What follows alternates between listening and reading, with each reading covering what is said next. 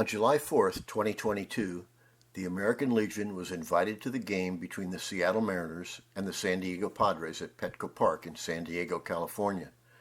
Opening ceremony saw Legionnaires from many posts in Southern California fill the first and third base lines prior to the first pitch. The partnership between the Padres and the American Legion has been led for the past 2 years by American Legion Auxiliary Unit 365 President Judy Leonardi. The Mission Bell is located in the Kona Cove, adjacent to the Western Metal Supply Company building down the left field line. The bell is unique to PETCO Park and is rung 3 times as the Padres take the field to start the game. On July 4th, Art Haeussler was selected as the celebrity bell ringer, representing the partnership between the American Legion Baseball and the San Diego Padres. The Padres' Mission Bell was a gift to the club from the Mas Row Carillons in Oceanside.